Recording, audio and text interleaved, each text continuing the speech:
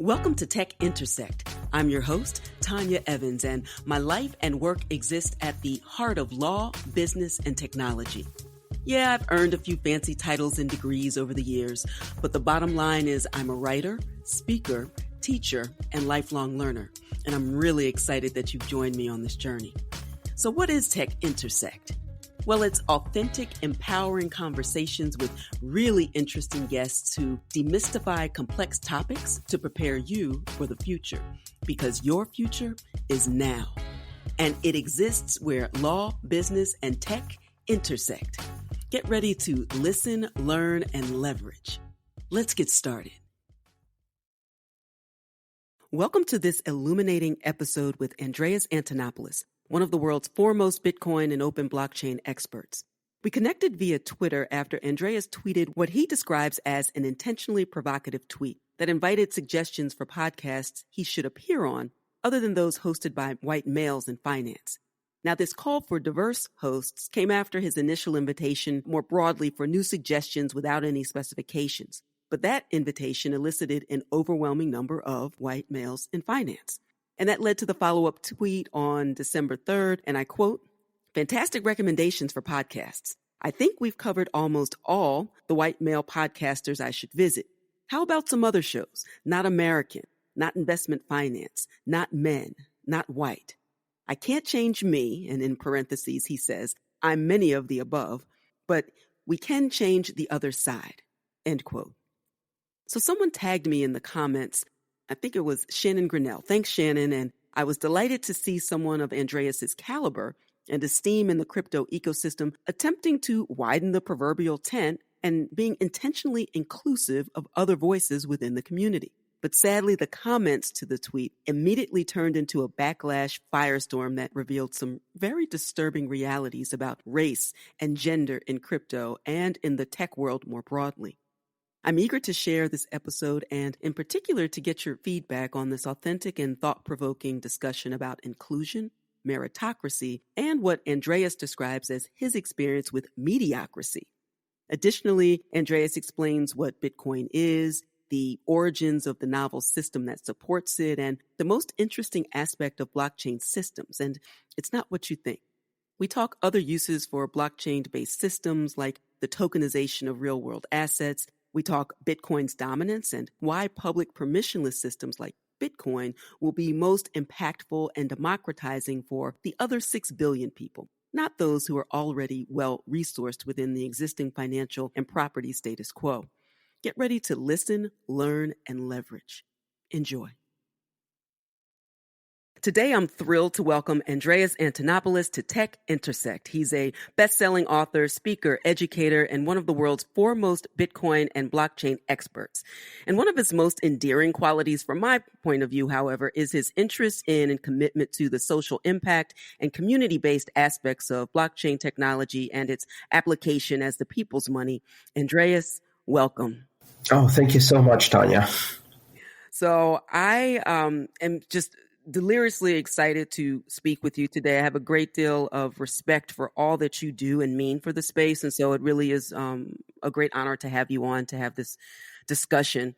And at the outset, I want to level set a bit. So some listeners will have a deep knowledge of cryptocurrencies. Others will be hearing about it for the first time. And the episode isn't really intended to be a primer. You have a ton of rich resources. There's a lot of resources out there if you need the 101 crypto, Bitcoin, or blockchain version. But I do want to have a working definition at a high level that we can all coalesce around in this moment. So at a high level, how do you describe blockchain and Bitcoin specifically as the first application of blockchain technology? So Bitcoin is a system of money and payments that exists on the internet and only on the internet, and is a novel application of a number of existing technologies or pre-existing technologies put together in a very interesting way that allows people to collaborate across a network such as the internet in order to build a trusted system where a set of rules apply that no one can change without everybody else agreeing to. And the obvious application of such a system is money. Now, the popular term for this system is blockchain, but blockchain is really one aspect of it, which is the database or the artifact that's created. The really interesting aspect of it, in my opinion, is what we call consensus, which is the mechanism by which people agree on a trusted set of rules and then enforce those rules in such a way that no one can take over and change the rules without everybody's consent. And a system like that is very powerful. When you can do that across a network where the participants don't have to have any pre-existing arrangement or pre-existing trust or relationship, and they can still trust that they can engage in some interaction or transaction by trusting the rules rather than each other, that creates some powerful opportunities. And the most obvious powerful opportunity there is to create money, to create a payment system where you can do financial transactions without needing a trusted intermediary to ensure that you don't get ripped off, because you know that the rules will be enforced by the system in a neutral way. It's a very powerful idea. It's also a very dissonant idea because our very understanding of what money is and how it works is almost so tightly wrapped with the idea of a trusted intermediary or a system of oversight or regulation, usually the government, that we can't even any longer conceive of money as being separate of that, or even trust as being separate of the need of some authority of trust. So it challenges a lot of our views because it replaces authority with a system of software rules and a network. That's excellent. And I often hear, this is a really important point and one that I hope to dispel, and you've reached out without even knowing it to really tee it up. Oftentimes people talk about blockchain and distributed ledger technology as being trustless. And my understanding has always been, in what you have just stated, is that it's not an absence of trust. It's the removal of these otherwise trusted intermediaries extracting a premium for the assistance to connect two parties. So it's a trust in the code. It's lex cryptographica. It's not the absence of trust, but a different way to come to consensus and to trust and rely on the information that is conveyed. Is that accurate? Yes, and I have a couple of ways of conveying that. There's another common misconception, which is the idea that Bitcoin and blockchain systems are not regulated, when in fact they are the most regulated system of money and transaction-based system that we have in the world. The difference is they're not regulated by committees, they're regulated by software algorithms, and those algorithms cannot be changed without everyone's consent. And that's a very powerful idea. The idea that they're very regulated because you know exactly how the rules are going to work. There's no gray area here. There's no, the Federal Reserve Wednesday meeting decided that the interest rate changed. There's no, the bank decided that you shouldn't make this payment. There's no, none of that. In fact, we know exactly how the system will work, perhaps years, maybe even decades in advance, because the rules are already set out and are followed exactly and are very, very, very difficult to change. One simple slogan I use, or meme if you like, to explain that idea, which is not my invention, but it's something I think works very well here, is rules without rulers. And this is a system of very, very strict rules, coupled with a complete absence of rulers. No one is in charge because everyone is. And so that's really the powerful thing about this. It is regulated. It is trusted, but it's not trusted because you have to trust that the rulers who are in charge of it are benign or properly motivated or properly overseen or accountable to a system of checks and balances or an electoral process or any of the other mechanisms we have for trust today. Instead, you trust it because it makes it very difficult to concentrate enough power to change the rules.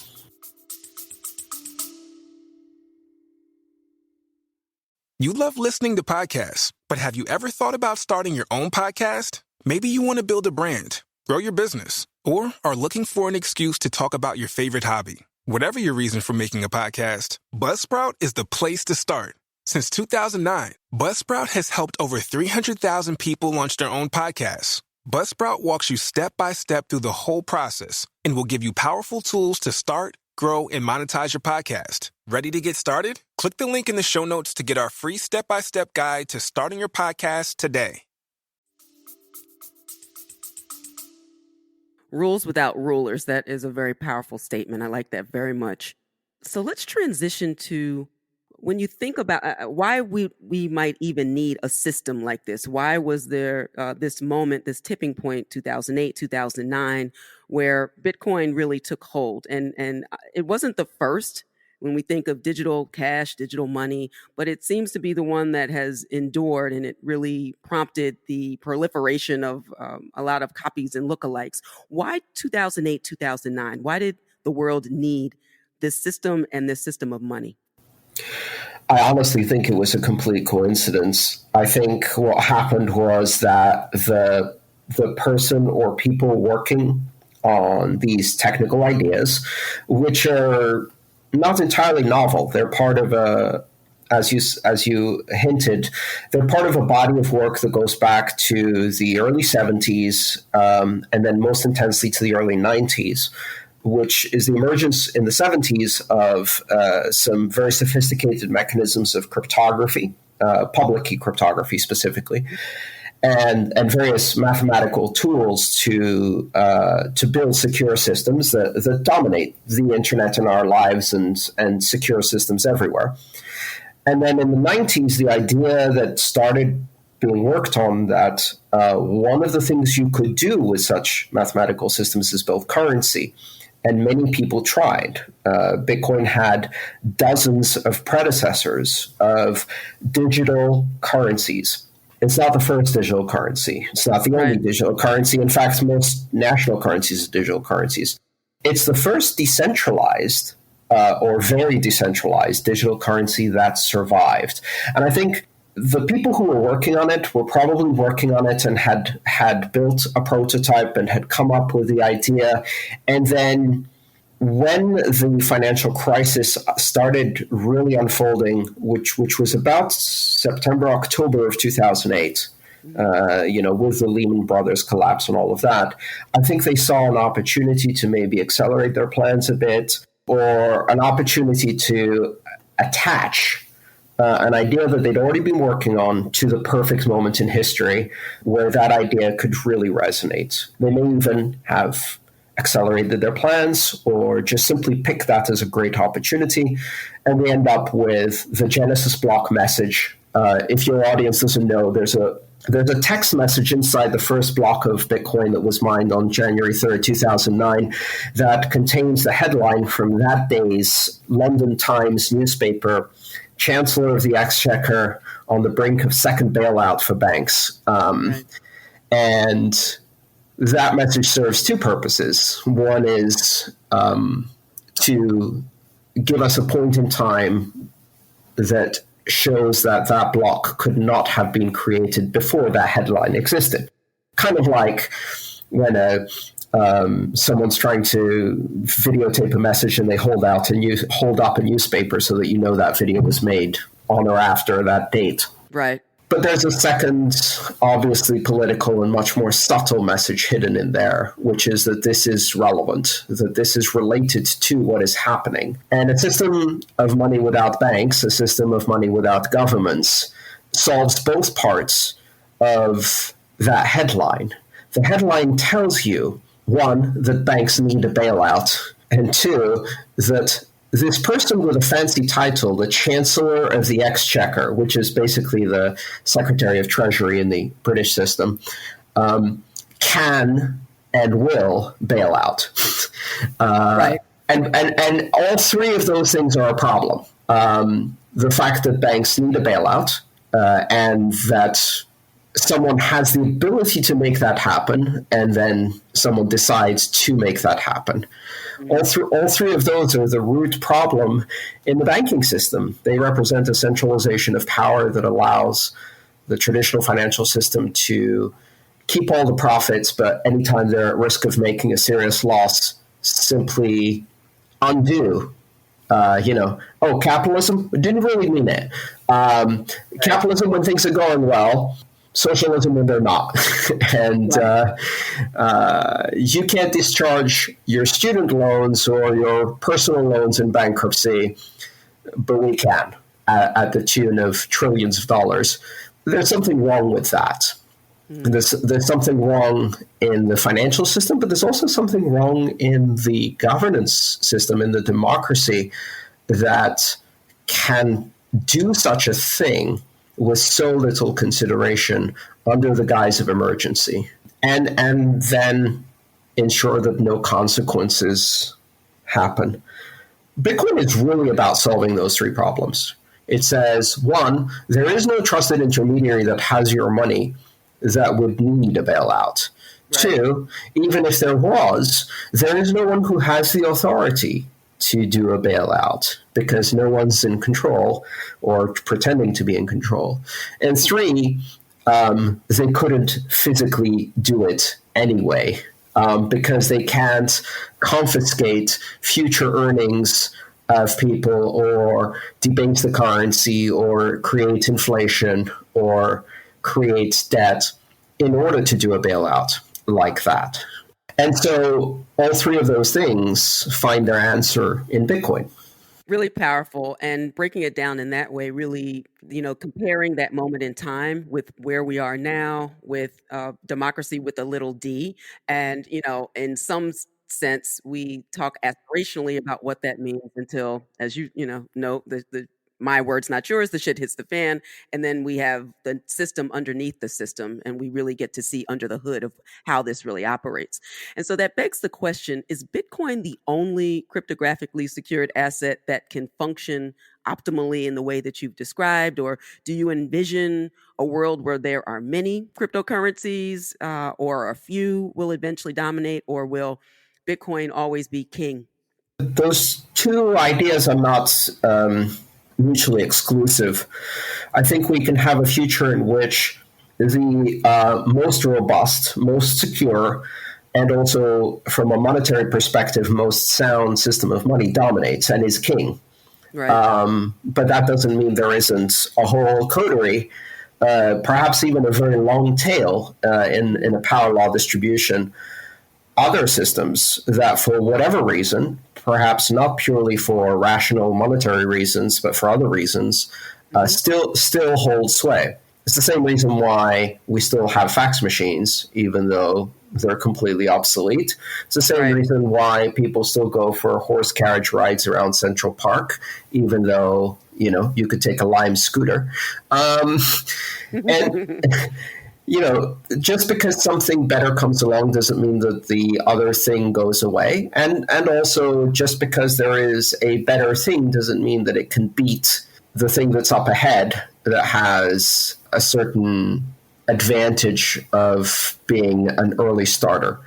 Right. So if you look at it purely from the perspective of money as one application, and even in that space, I think we're going to have a power law distribution. I think Bitcoin has already achieved a very significant dominance. And this dominance isn't just monetary dominance or financial dominance, but also brand dominance and literature dominance, research dominance, software engineer dominance, user-based dominance.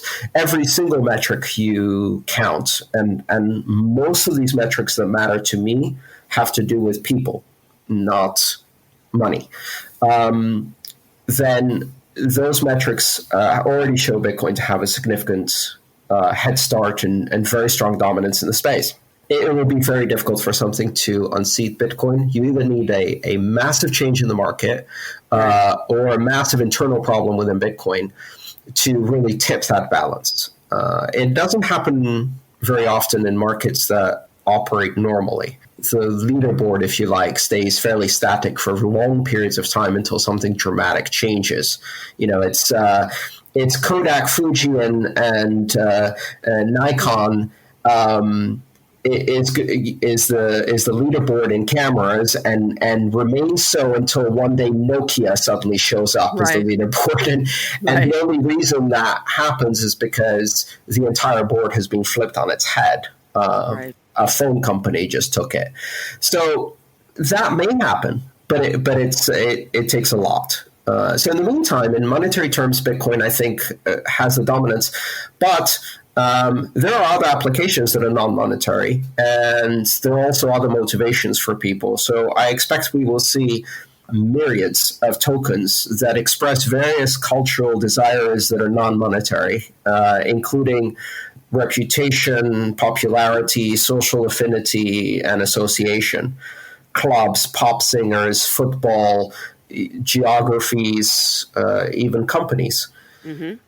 And there will also be, I think, other assets. I think an interesting question is, can you have assets that aren't on the blockchain but are represented by tokens on the blockchain? And that's a really big question that's being explored right now.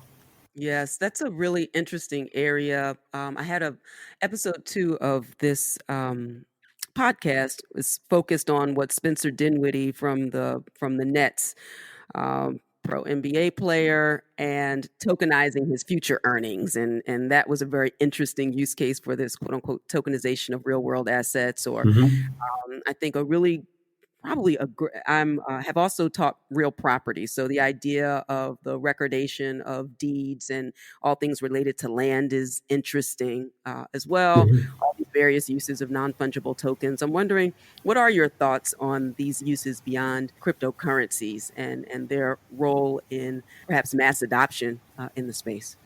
Well, the reason that this model works particularly well for purely digital currencies is that the currency itself, the mechanism that secures the currency on the blockchain, the consensus rules, the system of rewards and punishments that enforces that security, and the property rights and the enforcement of those property rights all live on the same blockchain and interact cleanly, meaning that my Bitcoin is on the blockchain, the rules that secure my Bitcoin are on the blockchain, the rules that determine how it is issued are on the blockchain, its security is rewarded or punished by Bitcoin, and more importantly, my property rights as an owner of Bitcoin are enforced by the blockchain itself directly. Now, let's say I had a chunk of gold, and then I had a token that represented that chunk of gold on the blockchain, to take the simplest form of token-based asset.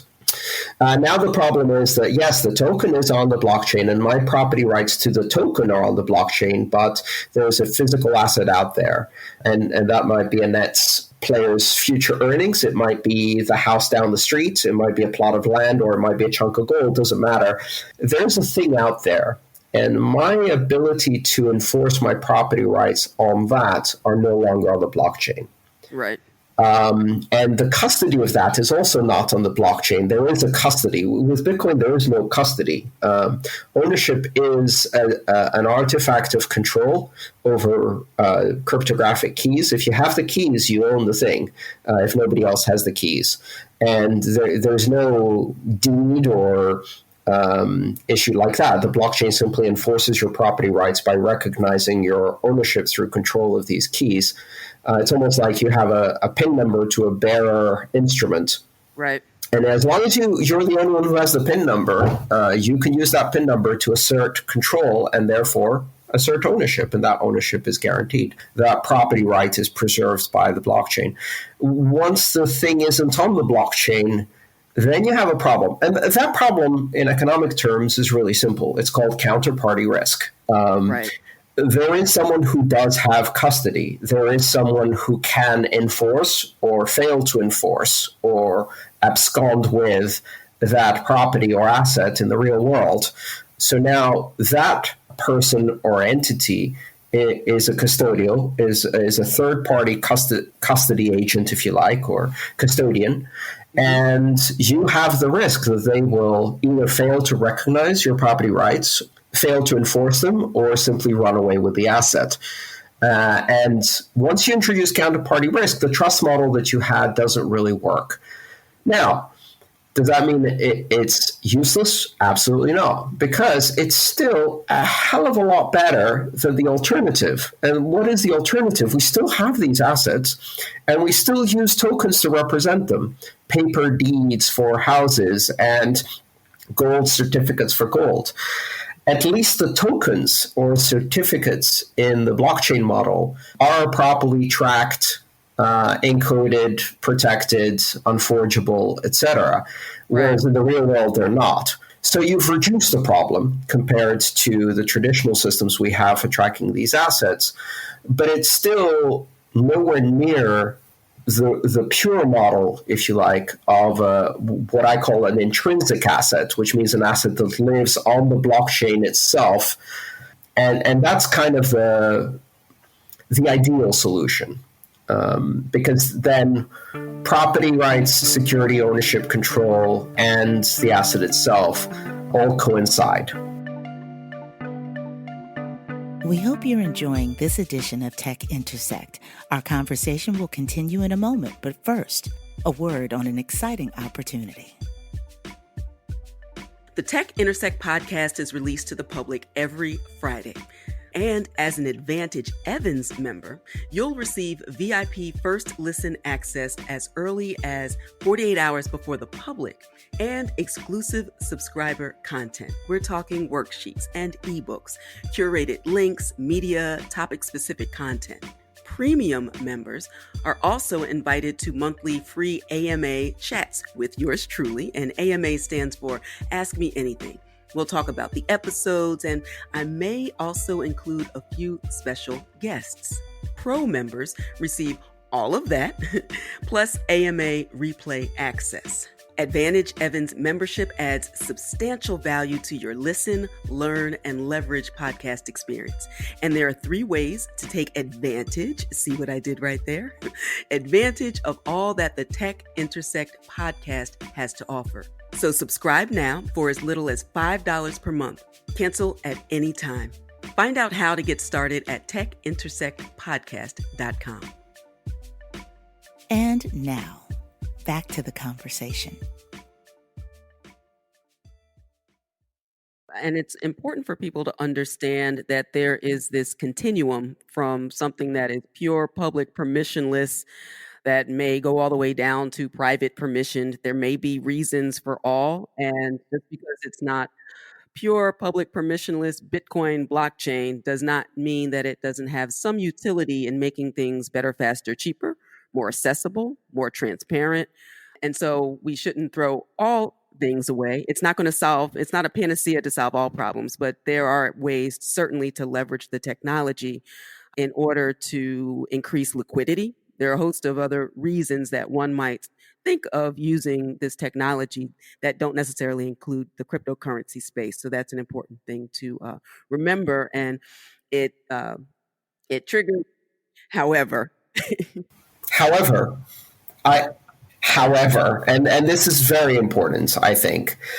While there is a continuum of use cases, there is really a marginal improvement when you're looking at centralized, controlled, censored, bordered systems that use blockchains purely as a secure database versus the truly open, borderless, neutral, censorship-resistant, immutable, publicly verifiable, auditable blockchain that you see in Bitcoin. The application of the latter that I'm most interested in, it has world-changing implications. It transforms the very nature of authority over money. It erases artificial distinctions like borders, geographic borders, and national borders. It is a pure internet form of money, but also a pure internet mechanism of trust. Right. And such a thing has never existed before. So the issue about these private blockchains, et cetera, that may have a 2-5% impacts on the bottom line of some giant corporation and may make their operations a bit more transparent and a bit more open to scrutiny, and perhaps they decentralize themselves a bit and they're not one authority but 5 authorities competing. Yes, there is some value there, but it's boring. And the real problem is that the narrative you hear is the exact opposite. The narrative is there is no value in the radical, authority transforming, open borderless public system. And all the value is created only in the systems that are endorsed, approved, but ultimately controlled by the traditional financial and business systems.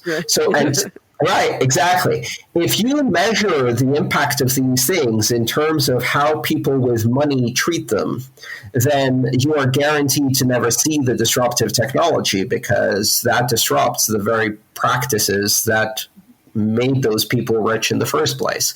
They have no interest in changing business. What they want is business as usual with a tiny bit of incremental innovation that will allow them to maintain the status quo. This is all about maintaining the status quo. And the whole point of Bitcoin and open blockchains is that it crushes the status quo. This is a radical departure from the model of trust that has existed since the industrialization of Western societies.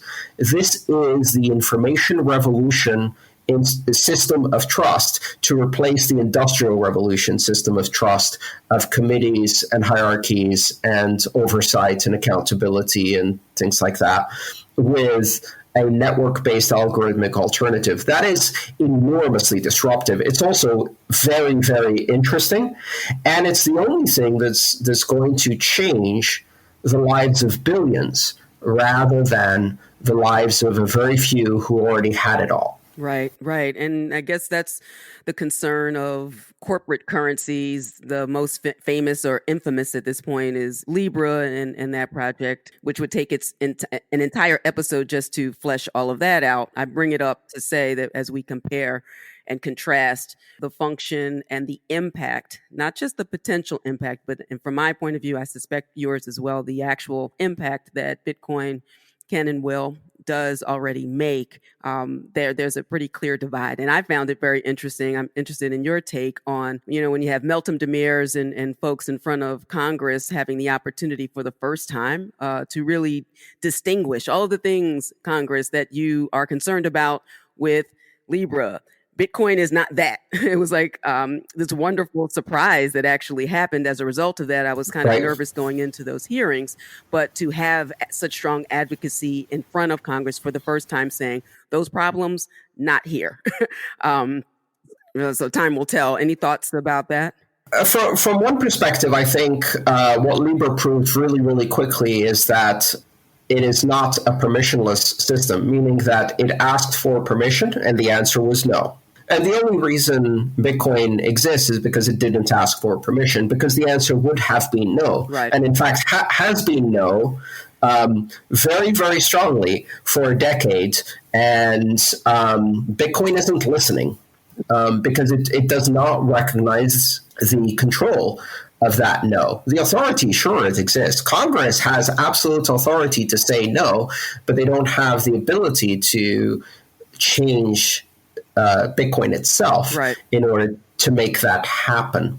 And so one of the funny things is that here we are in front of Congress trying to explain this modern system of money to them as compared to Libra.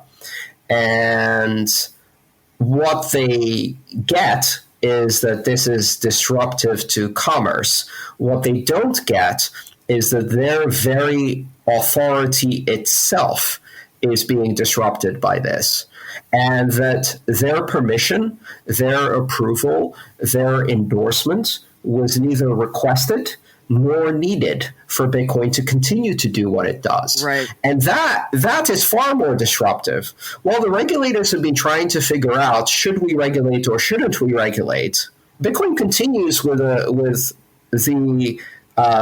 power of fact, with the power of it is happening right here, right now, and you can't stop it, and is completely unconcerned by all of these conversations. What's radical about these technologies is that they don't require the approval or endorsement of these authorities. They simply are.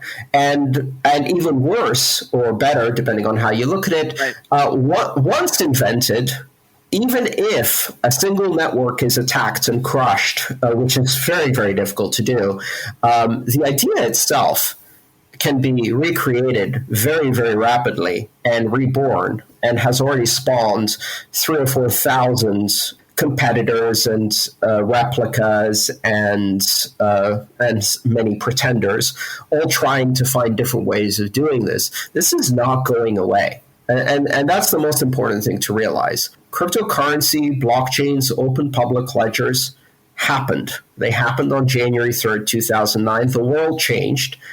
Whether the people in power see that, recognize that, or have realized that it's happening won't change a thing. Right. Whether they want it to happen or don't want it to happen. And I keep having these conversations where people say, well, should we have a system that does this? Should we allow people to transact without control? Should we allow people to have the ability to do transactions globally without anyone being able to block them? And that is not a conversation worth having, because that has already happened and will not ever unhappen. So therefore, the should or shouldn't is pointless. Right. The question is, okay, it's happened. Now what? How do we adapt as a society to a world in which these things happen? It's almost like asking, should the internet exist? Right. It exists. Should nuclear weapons exist? They exist. We have to adapt as a society to the reality. And this reality and the system of mathematics that underpins it is not subject to ex post facto review and veto. Powerful. Agreed. So this is a nice segue into a final topic that I wanted to cover. And it's also the way that we connected on Twitter. Not too long ago, maybe it was a month, I can't quite recall. And for my listeners, I'll drop a link in the show notes if you want to go down that rabbit hole. But I saw one of your tweets. It was very innocuous and also delightfully inclusive. It was inviting people to share podcast suggestions of diverse hosts beyond those that you'd already seen. All of the quote unquote. Go ahead. That was the second tweet. So, what's the background for it? I don't have it in front of me. Yeah, no problem. So the first tweet was just as innocuous. I'm doing a series of interviews, and I wanted to make sure that rather than just addressing the invitations I get several hundred invitations per year, almost 1,000 invitations per year for interviews, events, and things like that. And so I have to carefully select which ones I respond to, but it's a very passive experience, meaning that people reach out to me if they think that they are likely to get an interview or they want to spend time talking to me, and I say yes to a few. And I wanted to flip that around a bit and see what other podcasts or shows do people really enjoy that I should go and have a conversation about Bitcoin and open blockchains. And so I sent that message out. Which are the shows you really like? Tell me. Where should I go and do interviews? Who should I talk to about this technology? And I let that run for about an hour. Mm-hmm. And I got 30 or 40 proposals. So 30 or 40 suggestions. Oh, you should go on this show. You should go on that show. You should go on the other show. Now, I looked at those proposals, and many of them were very interesting, and I certainly arranged invitations and started posting them. But after about an hour of this, I noticed a pattern. Mm-hmm. A pattern we should all notice, but a lot of people don't. And that pattern was that more than 90% of the proposals I got were middle-aged, white males in finance. So a very specific demographic. And nothing wrong with doing podcasts, of course, with that demographic. Right. I've done hundreds of shows with people in finance, with people who are mostly white, mostly male, mostly my age. I am that demographic, apart from the finance side. I'm a computer nerd. Right. So I did get a bit annoyed because part of the reason I asked for proposals was so that I could break out of the bubble of the audience we have in crypto and expand that audience. I think it's really important that we start thinking about who really needs crypto in this world. And I've talked often about the idea that this technology is about the other 6 billion, not the 1.5 billion people who have access to modern institutions, working democracies, non-entirely corrupt banking, and ample opportunity to credit, liquidity, investment, etc. But the other 6 billion, the ones who don't have one or, in many cases, all of those things. And I'm not going to reach necessarily a broader audience if I keep talking to a single demographic. So I posted a rather provocative message, and I said, great, those are fantastic suggestions. I think we've now covered the majority of white male finance-oriented dudes. How about some others? How about some that are not that? Right. Which was provocative, granted, and it was attention-grabbing because I wanted to make sure that the message was clear, right? That I wanted to expand the audience and make it more diverse. And part of that means that demographic as well. And the backlash was furious. Fast and furious. But I achieved my goal, 100% achieved my goal. So now I have, I probably received 50 or 60 invitations for interviews, podcasts, and shows. And one of the things I kept hearing from the people inviting me was, I didn't think my show was going to be big enough. I didn't think I was popular enough. I didn't think you were looking to talk to people like me. I didn't think I had good enough questions.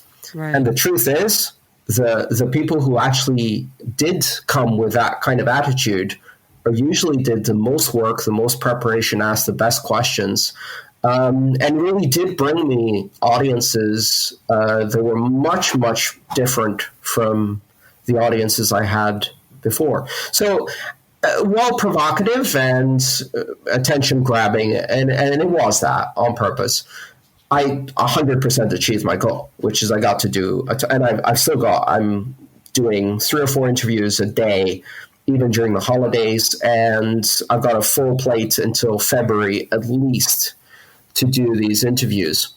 So goal achieved. I hurt some feelings. A lot of feathers were ruffled. Right. A lot of people objected to my characterization and told me a lot about their political views, including about their view of meritocracy, which I found quite surprising.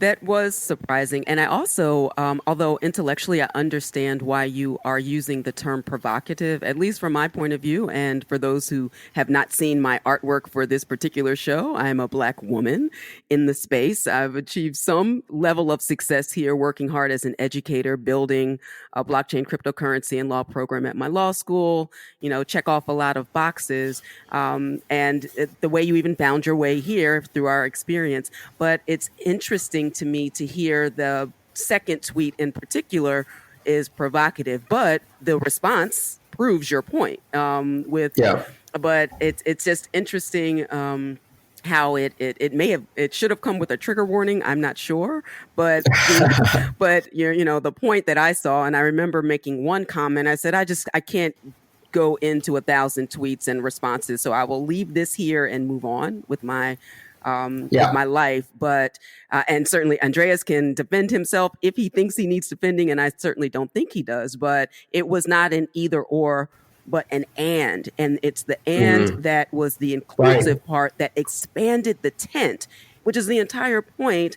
If you go back and you read and democratization and social impact, all of those things, as you said, go beyond the nuclear circle of folks who were working on this for decades to go and have an impact above and beyond that.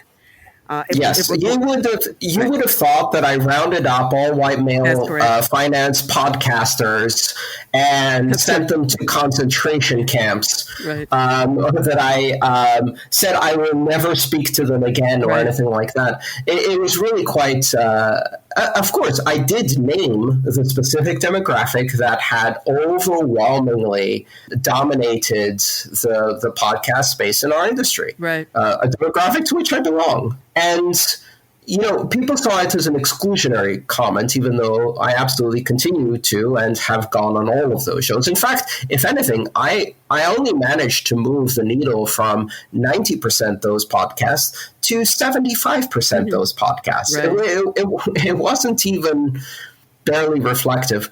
The most interesting argument was that I should use a mechanism, meritocracy, in order to decide my podcast, as if I don't, which of course I do. I have specific criteria that I use to decide if I'm going to accept an invitation or not. But this is a classic argument that you see in it's called the pipeline argument, which is that, if more people like that were interested in the space, then they would get access to the space, which is absolutely untrue in so many ways. Right. But then the meritocracy argument. And I did another series of tweets because after 48 hours of fighting thousands of comments, not fighting, but responding to thousands of comments, I decided to address the elephant in the room, and I wrote one about meritocracy. Mm-hmm. And I said, the meritocracy argument is even more problematic if you really sit down and analyze it. You are suggesting that a system that produces outcomes where 15% of the human population demographic dominates 95% of the audience, voice, and reach in our industry was produced by meritocracy. If you really believe this, that's even more problematic, because what you're saying is that supremacy in outcomes, and I'm using that word even very specifically, has merit, or was achieved meritoriously. Right. And that is a much more toxic worldview. That means you believe that the people who achieve this deserve it. And I am a big fan of meritocracy. I'm almost in my 50s, and I'm still hoping that one day I will see a system of meritocracy somewhere at any scale, because I haven't. Right. And instead, what I have seen, and this is the key to this, is that these outcomes are being produced by a system of affirmative action that produces mediocrity. And mediocrity is the dominance of the mediocre, where people like me get a second chance and a third chance and a fourth chance and a fifth chance and a sixth chance and a seventh chance, and get a tiny little boost at every step through life, until eventually the mediocrest of us, and some good people, rise to the top and dominate 90% of the audience. And that's not meritocracy. And I created a bit more of a stir with those comments. And in fact, one of the things that came out with those comments was, at that point, people outed themselves. Right. They outed themselves as straight up racial supremacists and even sexists, straight up, without apology, right? Right. As in, read the studies about IQ differences between these demographics. Right. I was like, thank you. My Stormfront website's subscription has expired, so I won't be able to read those studies.